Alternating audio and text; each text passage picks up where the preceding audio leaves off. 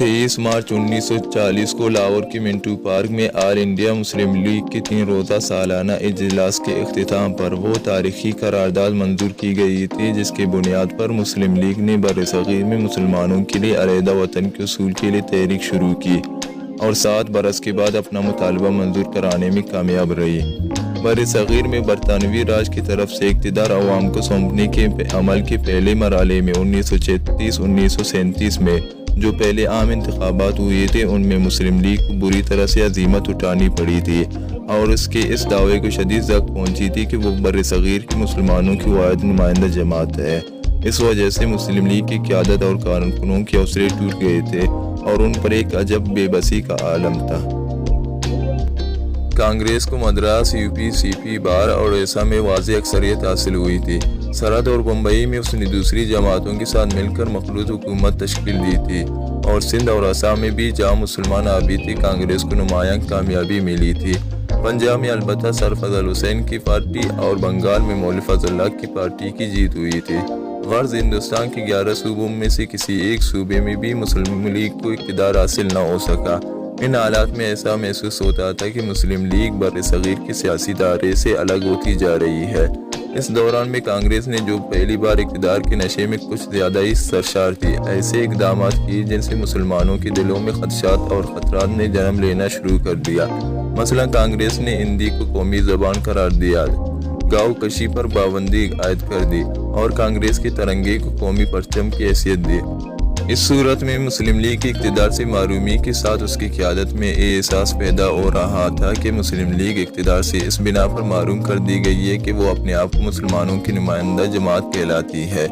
یہی نقطۂ آغاز تھا مسلم لیگ کی قیادت میں 2 جدا قوموں کے احساس کی بیداری کا۔ اسی دوران میں دوسری جنگ عظیم کی حمایت کے بعد اقتدار کی بھرپور منتقلی کے مسئلے پر برطانوی راج اور کانگریس کے درمیان مناقشہ ہوا اور کانگریس اقتدار سے الگ ہو گئی تو مسلم لیگ کے لیے کچھ دروازے کھلتے دکھائی دے اور اسی پس منظر میں لاہور میں آل انڈیا مسلم لیگ کا یہ 3 روزہ اجلاس 22 مارچ کو شروع ہوا۔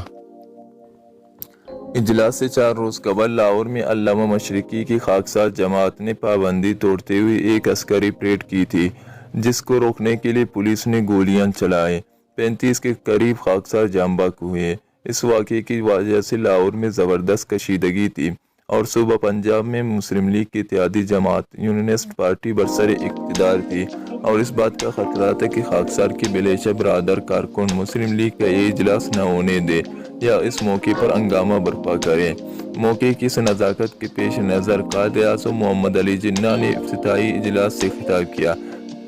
انہوں نے کہا کہ ہندوؤں اور مسلمانوں میں فرق اتنا بڑا اور واضح ہے کہ ایک مرکزی حکومت کے تحت ان کا اتحاد خطرات سے بھرپور ہوگا۔ انہوں نے کہا کہ اس صورت میں ایک ہی راہ ہے کہ ان کی علیحدہ مملکتیں ہوں۔ دوسرے دن انہی خطوط پر 23 مارچ کو اس زمانے کے بنگال کے وزیر اعلیٰ مولوی فضل الحق نے قرارداد لاہور پیش کی جس میں کہا گیا تھا کہ اس وقت تک کوئی آئینی منصوبہ نہ تو قابل عمل ہوگا اور نہ مسلمانوں کو قبول ہوگا جب تک ایک دوسرے سے ملے ہوئے جغرافیائی یونٹوں کے جداگانہ علاقوں میں حد بندی نہ ہو۔